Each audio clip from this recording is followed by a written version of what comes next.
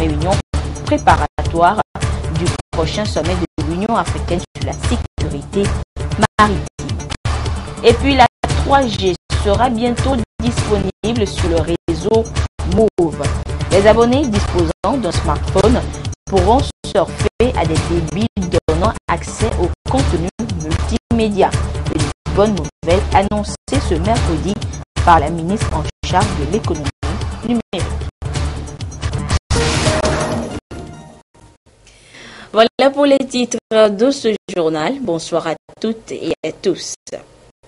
Au palais de la présidence de la République, ce mercredi, le chef de l'État, Forex Jimna Nyazingbe, a accordé une audience au président du directoire de Maroc Télécom, Abdeslam Aizoun.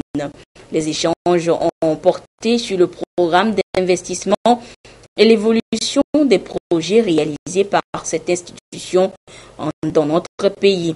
Au sortir de la rencontre, le président du directoire de Maroc Télécom s'est confié à la presse. Ses propos sont recueillis par Tchassinam Baga. J'ai eu le grand honneur et le privilège d'être reçu en audience par son Excellence le président de la République, chef de l'État. Ça a été l'occasion de passer en revue les programmes d'investissement de Maroc Télécom à travers Move ici au Togo et de voir à quel point les projets avancent et avancent bien conformément aux instructions de son Excellence le président de la République, qui tient à ce que les nouvelles technologies de l'information, le numérique d'une façon générale, puissent être un atout pour le développement économique du pays.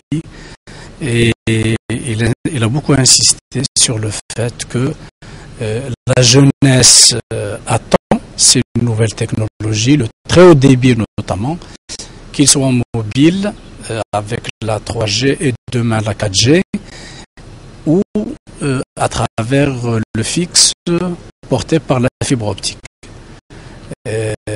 Nous avons répondu, bien sûr, qu'un premier programme a été mis en place et qui est conforme à ces hautes orientations, et qu'un deuxième programme avec les autres orientations d'aujourd'hui va être mis en place pour aller au-delà de la 3G et du fixe actuel, pour aller vers le très haut débit, qu'il soit mobile ou fixe par la fibre optique, comme je viens de le dire. C'est une occasion pour moi de remercier son Excellence le Président de la République pour le soutien qu'il apporte à l'investissement étranger que nous portons ici avec enthousiasme eu égard à l'excellente relation entre la République du Togo et le Royaume du Maroc et les liens d'amitié, d'affection entre Sa Majesté le Roi Mohamed VI et son Excellence le Président de la République. Le président du directoire de Maroc Télécom était donc présent à la conférence de presse présidée par la ministre en charge de l'économie numérique.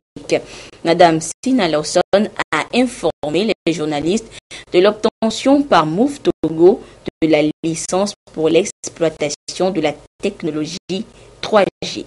Adèle Aminiago, Christine Petit-Kaloudé. L'opérateur de la téléphonie mobile Move a désormais la licence pour la commercialisation de la technologie 3G+, un outil qui apporte plus de débit Internet jusqu'à 10 mégabits et une meilleure qualité de service. Derrière cette technologie, il y aura plus de distribution, plus d'activité et plus également d'opportunités pour les jeunes togolais de créer des applications, d'échanger avec des applications Et je pense que c'est aussi créateur d'emplois dès à présent. Aujourd'hui, ce n'est pas le mail, ce n'est pas le petit débit de la messagerie qui consomme, qui exige du débit, très haut débit, c'est la vidéo, c'est l'image, c'est les chaînes de télévision, c'est YouTube, c'est toutes ces applications qui font appel à l'image qui vont exiger de nous le très haut débit. Pendant de longues années, le gouvernement s'est investi en ce sens pour que les deux opérateurs de la téléphonie mobile aient la possibilité d'offrir ce qu'il y a de mieux en matière d'Internet. Au plus tard, le 10 août, la 3G+ sera disponible et va être accompagnée d'un projet innovant, le déploiement de la fibre optique haut débit sur l'ensemble du territoire national.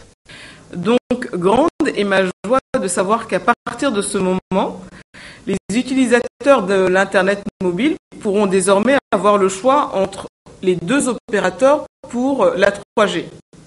Avec cette offre, c'est une nouvelle dynamique qui voit le jour. J'ose espérer qu'elle se traduira cette fois-ci par une baisse continue des prix et une amélioration notable de la qualité de service. Pour accompagner la politique du gouvernement, notamment en matière de renforcement des infrastructures sur toute l'étendue du territoire, le groupe Maroc Télécom va démarrer dans les prochains jours la construction d'un réseau de fibres allant de Lomé à Kara. Ça sera la première phase, et puis dans une seconde phase de Kara jusqu'au nord du pays. Avec ces nouvelles infrastructures qui viennent s'ajouter à l'infrastructure existante, c'est le taux de couverture au débit des villes et des villages situés à l'extérieur de Lomé, donc à l'intérieur du pays, qui va s'améliorer pour un meilleur aménagement numérique du territoire. L'économie numérique, un puissant facteur de la mondialisation du progrès socio-économique. Elle facilite les échanges d'informations et favorise l'écoulement des affaires. Le meilleur reste à venir selon la ministre en charge de ce secteur, puisque le gouvernement se projette déjà vers la 4G qui permet des débuts de plus de 100 mégabits et les négociations pour l'attribution de ces licences pourraient démarrer très prochainement. Du 5 au 21 août prochain se dérouleront les Jeux olympiques de Rio au Brésil. Et notre pays, le Togo, prend part à cette compétition mondiale. Et à quelques heures de leur départ pour le Brésil, les ambassadeurs togolais, 5 à ces Jeux, ont reçu des mains du Premier ministre Komi Selom Klassou et au nom du chef de l'État et du peuple togolais, le drapeau, en présence du ministre des Sports et d'autres acteurs sportifs. Et c'était ce mercredi à la primature. Le compte rendu avec Nathalie Paniguet.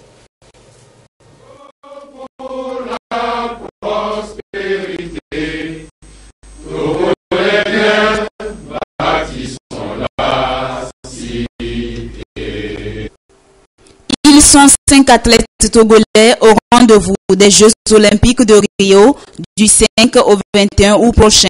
Au nom du président de la République et du peuple togolais, le Premier ministre Komi Selom Klassou leur a remis le drapeau pour aller défendre les couleurs du Togo dans 3 disciplines, la natation, l'aviron et l'athlétisme. C'est un plaisir pour moi de représenter encore une fois le Togo, parce que ça fait déjà 4 ans que j'étais partie à Londres pour les Jeux de Londres. Donc ça fait 4 ans, maintenant je vais à Rio. C'est grand, j'ai appris, je me suis préparée assez pour aller faire de mon mieux. La délégation togolaise pour le village olympique est composée de 14 personnes. C'est-à-dire il y a 5 athlètes et 5 entraîneurs et 4 personnes qui sont de logistique et du personnel d'encadrement. C'est donc une grande compétition à laquelle prennent part ces athlètes. Leur défi, selon le ministre en charge des sports, est de ramener la victoire. Nous avons mis tout ce qui était possible en jeu pour pouvoir préparer au mieux nos athlètes. Nous savons qu'ils vont dans une arène internationale où la compétition va être très rude puisque chaque pays va présenter le meilleur de ce qu'ils ont dans chaque discipline. Mon vœu, c'est que nos jeunes athlètes puissent défendre les couleurs et apprendre encore dans une compétition internationale telle que les JO. Cultiver la vertu et la vaillance, c'est en ces termes que le chef du gouvernement a exhorté cette équipe à se donner afin d'honorer par sa bravoure le Togo. La cérémonie de remise du drapeau national de ce matin est pleine de symboles et de fierté. Symbole, car pendant plus de 2 semaines, vous allez défendre sans relâche les couleurs nationales pour lesquelles aucun sacrifice n'est trop grand. Pour ce faire, vous avez la lourde responsabilité de cultiver vertu et vaillance, comme nous le recommande l'hymne national, afin qu'à l'issue de ces grandes compétitions mondiales, le Togo puisse être porté haut. Fierté, car au-delà du devoir, c'est une opportunité pour vous d'affirmer aux yeux du monde, mesdames et messieurs les athlètes, votre savoir-faire dans vos disciplines respectives, fruit de tant d'efforts, de travail et de privation. Je suis persuadé que vous serez à la hauteur des défis eu égard à la discipline et à l'abnégation dont vous avez fait toujours preuve. Je voudrais, au nom du président de la République, au nom du gouvernement et du peuple togolais tout entier, vous remettre le drapeau national et vous exhorter à le défendre vaillamment. Je voudrais enfin vous assurer de soutien et de l'accompagnement de toutes et de tous, que les manes de nos ancêtres et toutes nos prières vous accompagnent. Les dernières Olympiades d'été remontent à 2012 à Londres au Royaume-Uni. Pour l'édition 2016 de ces Jeux, le Togo nourrit une seule ambition, faire amende honorable au cours de ces JO. Bonne chance donc à nos ambassadeurs. Réunis ce mercredi pour la deuxième séance de la deuxième session extraordinaire, les députés à l'Assemblée nationale ont voté tour à tour des projets de loi relatifs à la navigation maritime destinés à renforcer l'action de l'État en mer. Les 2 autres projets de loi adoptés ce jour portent sur la pollution marine. Le contenu de ces projets de loi et leur avantage pour notre pays dans ce reportage signé Arnaud Kili. Le premier texte de loi adopté autorise l'adhésion du Togo à la Convention internationale sur le contrôle des systèmes anti-salissures nuisibles sur les navires. Le second texte permet au pays d'adhérer à la Convention internationale de 1992 portant création d'un fonds international d'indemnisation pour les dommages dus à la pollution par les hydrocarbures. À travers ces votes, l'État dispose désormais des règles applicables à l'échelle mondiale et pourra s'appuyer sur ces conventions pour lutter contre les peintures anti-salissure des navires et aussi préserver l'intérêt de l'État en cas de déversement des hydrocarbures dans notre espace maritime. Soucieux de protéger l'environnement marin et côtier et de contribuer à l'effort de la communauté internationale, notre pays a jugé nécessaire d'adopter à ces deux instruments pour accroître sa capacité d'intervention en cas de pollution et de sinistre.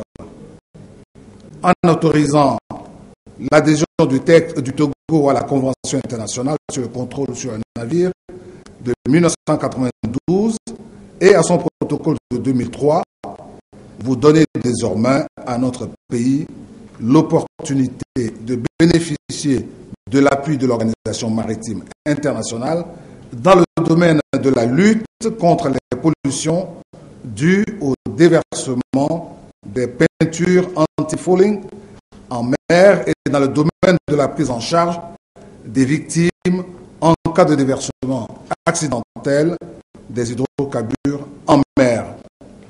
Par l'acte que vous venez de poser aujourd'hui, vous confortez le gouvernement dans son effort de lutte contre la pollution marine en vue de la préservation de la qualité de l'environnement marin et la protection de la santé des populations riveraines. Le port autonome de Lomé a opéré d'importantes réformes ces dernières années pour s'inscrire dans la modernité comme un port de transbordement.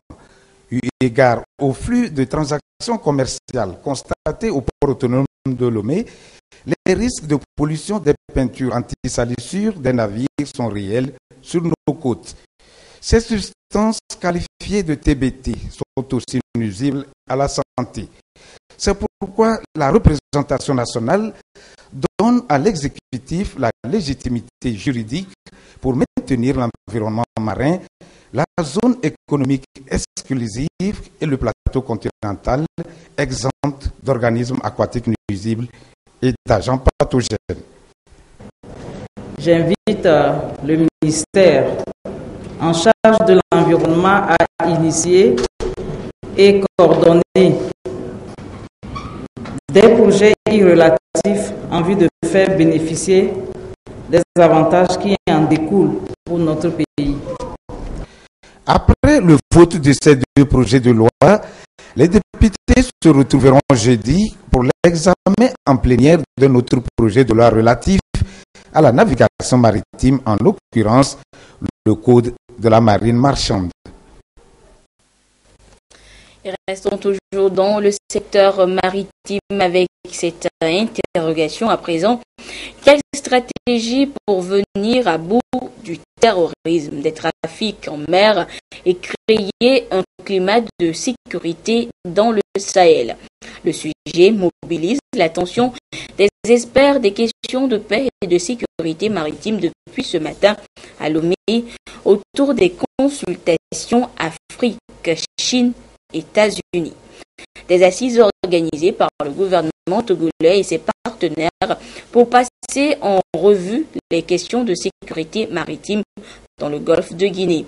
Les sujets liés à la promotion de l'économie bleue dans la région seront également abordés durant ces 2 jours de réunion. Les précisions avec Augustin Kossi et Prudence Zinsou. Le continent africain, notamment le Sahel, fait face de plus en plus à des actes de terrorisme, de piraterie maritime dans le golfe de Guinée, de même que des trafics de tout genre qui sapent dans cette zone les différentes initiatives de développement. La situation devient alarmante et nécessite de nouvelles stratégies au niveau de chaque État et des organisations régionales. Le Centre Carter pense alors à une collaboration soutenue des États pour relever ces différents défis. Le diagnostic de ces différents mots est posé à Lomé à travers ces consultations Afrique, Chine, États-Unis pour la paix. Des pistes de solutions seront explorées à ces assises grâce à l'implication d'éminents experts sur les questions de paix et de sécurité en Afrique et dans le monde. We're very thankful for the government of Togo for helping arrange this meeting. It is focused on two areas. One, the issue of maritime. La paix dans le Sahel, la sécurité maritime et l'économie bleue sont des sujets sur lesquels la Chine et les États-Unis peuvent bien collaborer. Et surtout en Afrique, il y a un grand terrain d'entente entre les deux parties. Donc, cette initiative a été lancée après des conversations entre le président Xi, le président chinois Xi et l'ancien président Jimmy Carter. Les intentions de Jimmy Carter sont de promouvoir la paix et de construire de l'espoir. One very important area for U.S.-China collaboration is for peace in Africa. Ces consultations tripartites qui se tiennent pour la première fois sur le continent et que la capitale togolaise a le privilège d'abriter balisent ainsi la voie aux préparatifs du prochain sommet de Lomé sur la sûreté, la sécurité maritime et le développement en Afrique. Elles viennent renforcer les différentes actions menées par le gouvernement pour la consolidation de la paix, la lutte contre les trafics illicites et la piraterie maritime. Pour le Togo, les consultations Afrique, Chine, États-Unis pour la paix en Afrique constituent un forum de collaboration multilatérale tout à fait original, à même d'apporter une plus-value à l'action globale pour la paix sur le continent. Je voudrais ici saisir cette occasion pour saluer cette vision du président Jimmy Carter et féliciter les responsables du Centre Carter pour leur détermination et leur engagement pour la paix dans le monde. Il s'agit d'un mécanisme certes informel, mais également souple et flexible, qui favorise des discussions franches et encourage l'esprit de collaboration et de collégialité. C'est là une des raisons principales de l'adhésion du gouvernement togolais.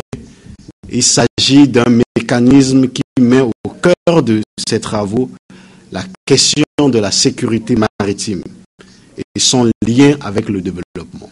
De nouvelles perspectives s'ouvriront donc au continent africain, notamment aux pays de la sous-région, pour une lutte commune efficace contre l'insécurité, ce qui pourrait rassurer les investisseurs, stabiliser les activités économiques, sécuriser les emplois et susciter de nouvelles initiatives de développement. Ces consultations sur la paix rentrent donc dans le compte des préparatifs du prochain sommet de l'Union africaine sur la sécurité maritime que notre pays abritera.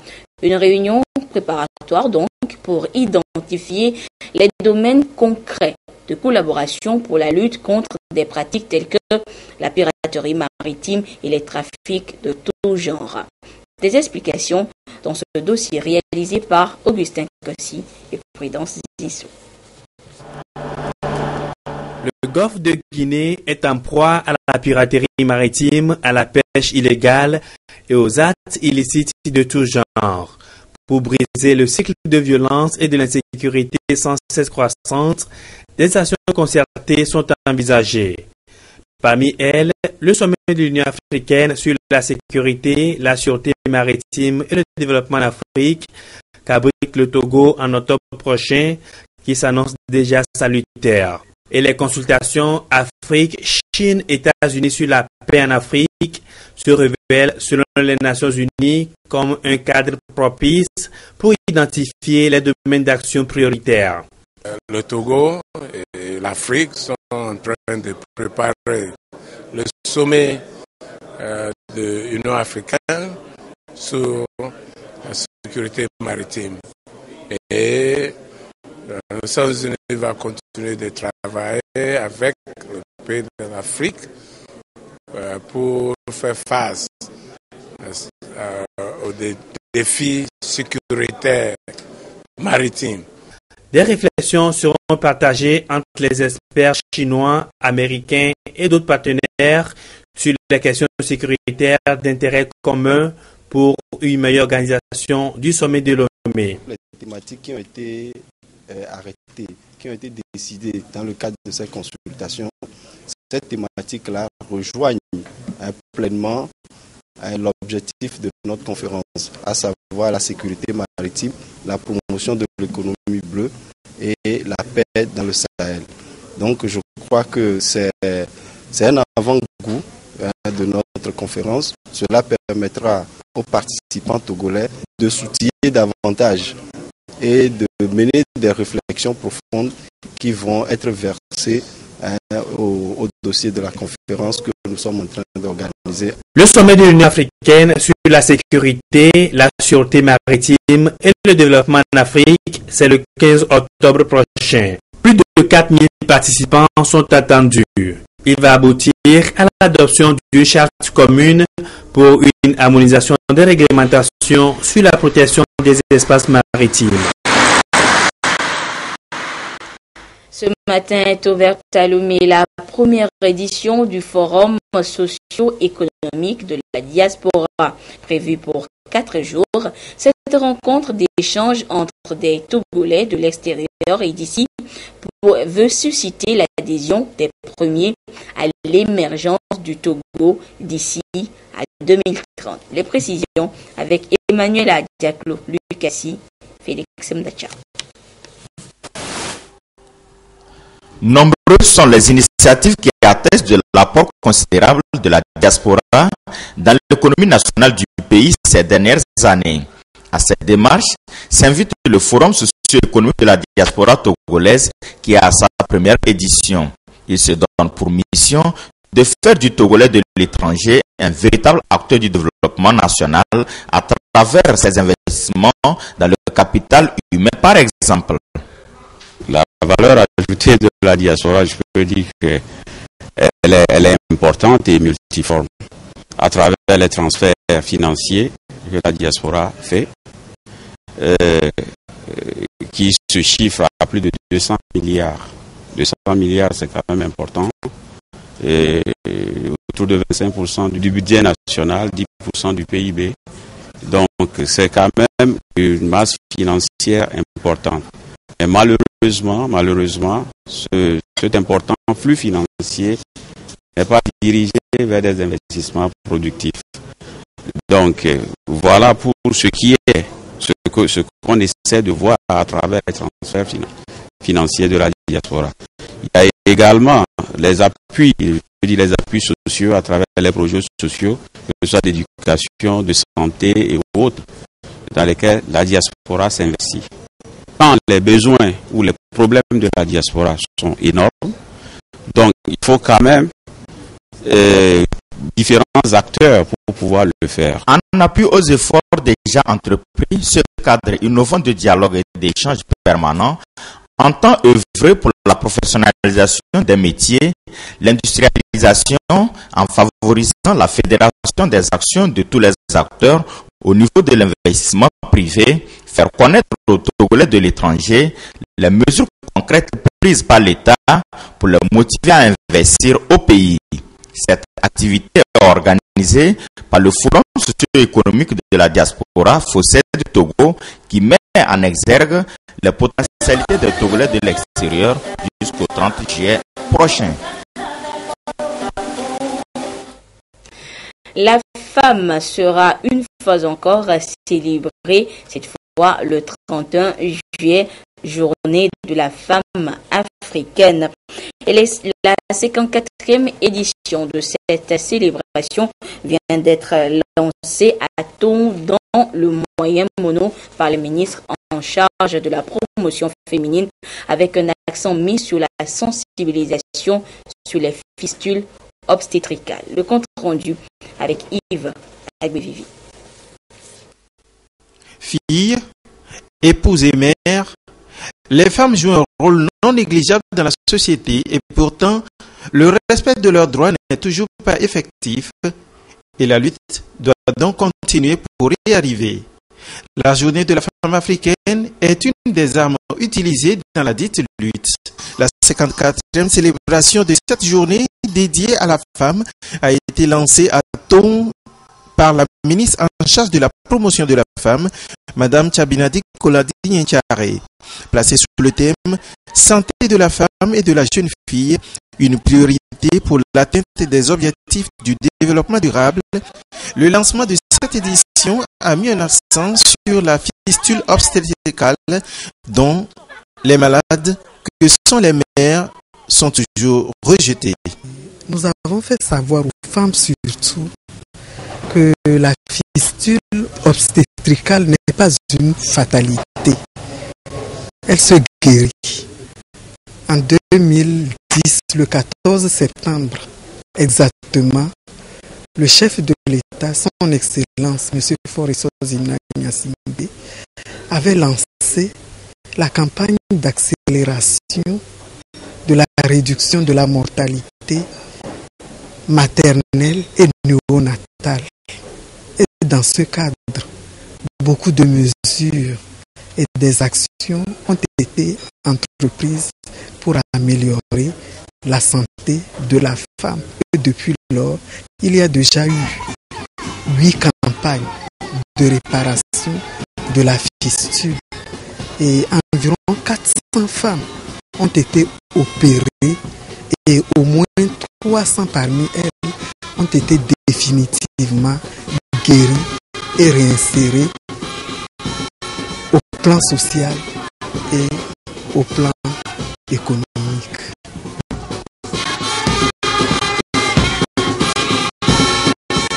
Le lancement de cette célébration à Togo, soutenu par plusieurs autorités, a été salué par le préfet, le colonel Diato, qui a invité les populations du Moyen-Mono à soutenir cette célébration qui fait partie de la lutte engagée par les autorités togolaises pour le bien-être de la femme. Une lutte encore matérialisée à ce lancement par un don du gouvernement, don de kits complets d'intrants pour la consultation prénatale et la planification aux populations du Moyen-Mono. 200 femmes vont ainsi bénéficier de prises en charge gratuites. Ce lancement donne le ton aux activités marquant la 54e célébration de la journée de la femme africaine, dont l'apothéose aura lieu le 31 juillet prochain.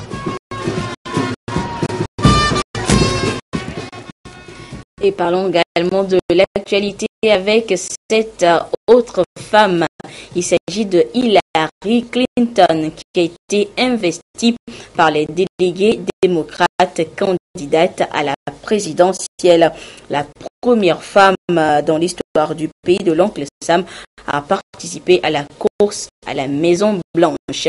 Et Hillary Clinton a été investie sous les yeux de son mari Bill Clinton, pour qui beaucoup seraient un réel atout pour peut-être la prochaine présidente des États-Unis. Regardez. À presque 70 ans, sa voix est un peu fatiguée, mais son sens du spectacle intact. Je vous présente la plus déterminée, celle qui a changé le plus de choses dans ma vie, la secrétaire d'État et prochaine présidente des États-Unis, Hillary Clinton.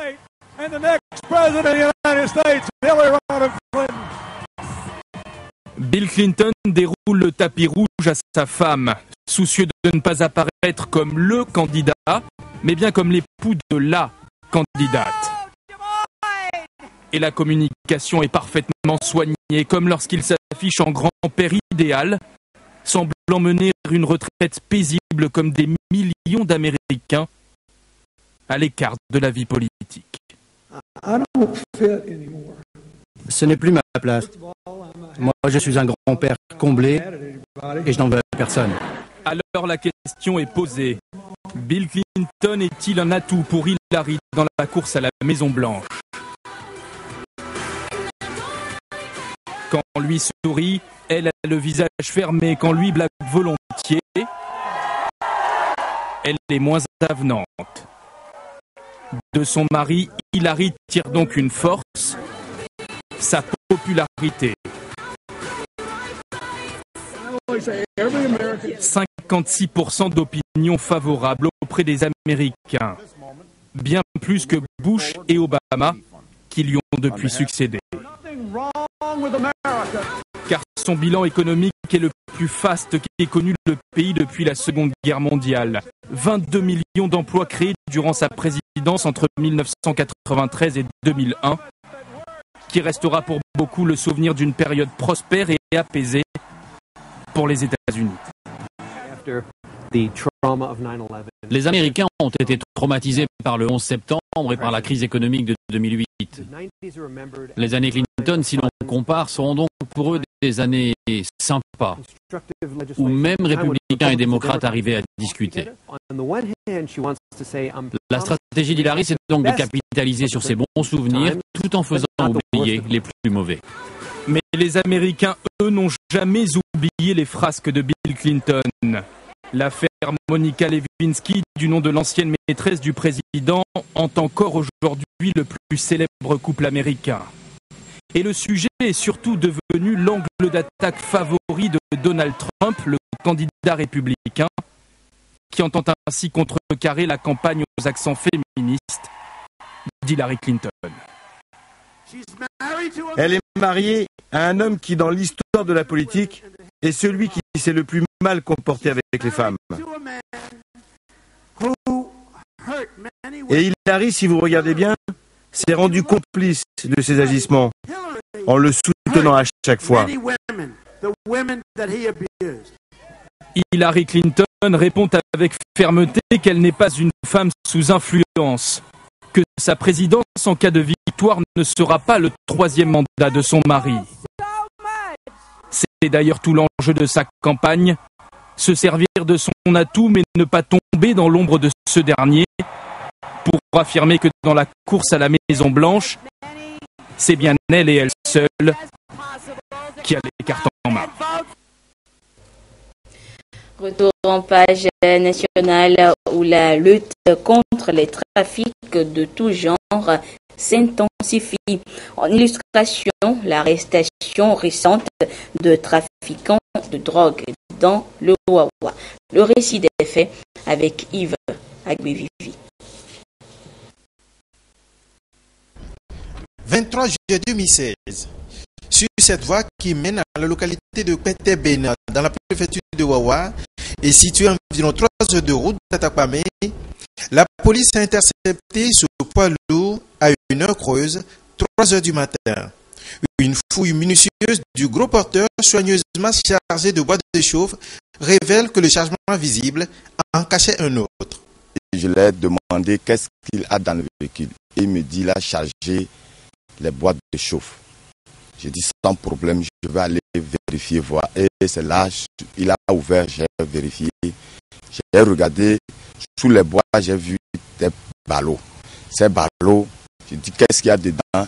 Il dit c'est les pagnes. C'est là, j'ai appelé mon chef pour le rendre compte.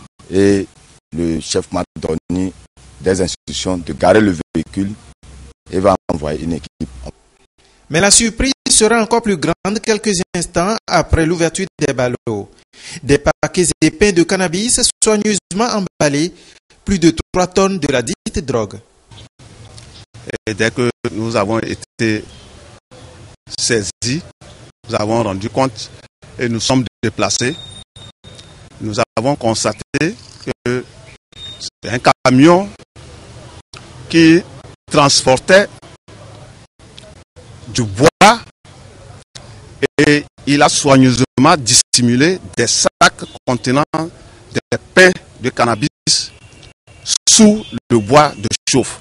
Et nous avons constaté qu'il s'agit de plus de 3955 pains de cannabis et 6 boules, totalisant un poids de 3 tonnes 600 kilos. Cette interpellation nous a permis de mettre sous arrêt 3 individus, un chauffeur, un convoyeur un apprenti et 2 autres personnes qui se trouvaient à bord ont pu rapidement s'échapper et sont recherchées activement par la police. Nous avons interrogé les prévenus, notamment le chauffeur et le convoyeur. Ce dernier, admis au CHP de Wawa, il souffrait de constipation selon lui. Voici les déclarations. Je dormais dans le véhicule au moment où il chargeait. Ils m'ont dit que ce sont des pagnes. Quand on est arrivé au niveau de la police, effectivement, ils étaient avec les armes, ils nous ont arrêtés. Et je suis descendu, ils ont dit qu'est-ce qu'il y a là-bas. J'ai dit moi-même, on m'a dit que c'est les pagnes. Donc c'est les pagnes qui sont là-bas, mais je n'ai pas vérifié. Mais je l'ai dit en même temps la vérité que j'ai fait constat, ça doit comme drogue ou bien quoi, parce que la personne, ici, celui qui charge là, ici, même si je ne suis pas un spécialiste, je sais que c'est la drogue. Sur les paquets de cannabis en provenance du Ghana pour le Bénin, l'on pouvait aisément identifier des signes et probablement les différents destinataires de la marchandise. Les vacances se poursuivent pour le grand bonheur des élèves. Un moment de répit après de longs mois de dur labeur. Et vous allez le voir, les initiatives pour occuper ces élèves et leur faire profiter pleinement de ces moments de détente sont multiples. Des sorties, des camps, des activités récréatives et surtout les colonies de vacances sont organisées ça et là. Et justement, comment sont organisées et se déroulent les colonies de vacances et quelle est justement leur utilité? Les réponses dans ce dossier réalisé par Lili Koussao et présenté par Christine Petit-Kelvin.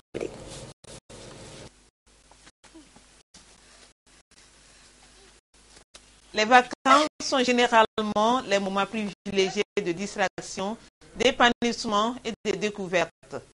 À cet effet, la télévision togolaise organise cette année la 3e édition du circuit Aventure Colonie pour les jeunes et les adolescents. Occasion exceptionnelle où le vivre ensemble, la citoyenneté et le partage sont au rendez-vous. Et ces jeunes qui ont pris part à l'édition précédente sont encore pleins de nostalgie. Ce qui m'a le plus plu, c'est que nous avons passé du temps ensemble. Des gens qu'on ne connaissait pas, mais on vivait dans la même chambre avec eux. C'était très bien. Et surtout, les promenades sur le pic d'Agou. J'ai eu l'occasion de voir de l'eau de source couler des roches, de l'eau naturelle. Ça m'a beaucoup marqué. On a eu l'occasion de rencontrer déjà de nouvelles personnes, de nouveaux amis. Je me suis fait beaucoup d'amis. À Circuit Aventure, là-bas on n'avait pas la tête dans les nuages, mais on vivait plutôt dans les nuages. Parce qu'on était logé à plus de 600 mètres d'altitude. Et là, il y avait les nuages qui circulaient, tu pouvais toucher les nuages et autres. C'était vraiment fantastique, fabuleux. Beaucoup de sites touristiques sont à visiter cette année. Le pic d'Agou, les cascades, le village papillon, la grotte de Chauve-souris, le centre artisanal et bien d'autres encore. Un contact avec la nature et les réalités profondes du pays. Souvent quand on va à l'école, il y a les professeurs qui, pendant les cours d'histoire-géographie, il y a les professeurs qui vous parlent du relief du Togo, etc. et autres. Là, déjà quand on nous parle de ça, on a seulement une idée. Alors, Colonie Circuit Aventure nous a permis à nous, des jeunes, de découvrir ces endroits. J'ai réussi à connaître le sommet, ce qu'on appelait le sommet, les descentes dans les falaises et autres. Là. Le pic d'Agou, on en a parlé à l'école, mais je n'en avais jamais vu. C'était l'occasion pour moi de connaître le pic d'Agou, d'aller jusqu'au sommet. Je me suis rappelé de tout en même temps. Je me disais, si on voyait tout ça là dans l'enfance, on ne peut jamais oublier son cours. Pour les promoteurs la colonie reste un cadre d'échange et d'éducation socio-culturelle. Une colonie, c'est un hébergement touristique qui accueille les enfants et les adolescents durant les périodes de vacances scolaires. C'est un espace éducatif, d'épanouissement personnel pour les enfants et d'accession à l'autonomie. Et ça permet aussi à ces enfants-là d'être en groupe, de travailler en groupe, de faire des activités en groupe. Et ces enfants, sur le site d'accueil, c'est eux-mêmes qui font tout. C'est eux-mêmes qui cherchent le bois le matin. Il fait très froid. C'est dans un climat très doux, spécial. On travaille ensemble, on prépare ensemble, on mange ensemble, on fait les activités ensemble. Et dans une ambiance de convivialité, d'amour, de partage, d'amitié et dans un respect mutuel. Les jeunes aventuriers ont donc plus de 10 jours pour acquérir de nouvelles expériences, vivre hors du milieu familial et enrichir leurs connaissances. Vous l'aurez donc compris, les colonies de vacances, ce sont des occasions de joindre l'utile à l'agréable. Et avant de terminer ce journal, ce communiqué, le ministre de la Communication, de la Culture, des Sports, de la Formation civique porte à la connaissance du public que la sélection nationale des films pour la 16e édition du festival Clap Ivoire 2016 se déroule ce vendredi 29 juillet 2016 à 8h dans la salle de conférence de la SAZOF. À cet effet, le ministre invite les professionnels du cinéma, les cinéphiles et le public à prendre part massivement à cette cérémonie. Voilà, ainsi prend fin ce journal. Merci à vous qui l'avez suivi un peu partout grâce à la télévision togolaise. Retrouvez Edem Soussoukbo à 22h30 pour la suite de l'actualité. Au revoir.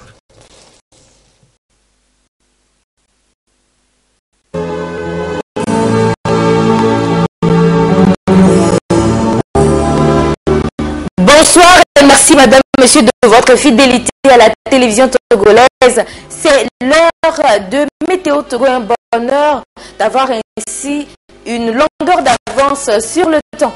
Au cours des prochaines 24 heures,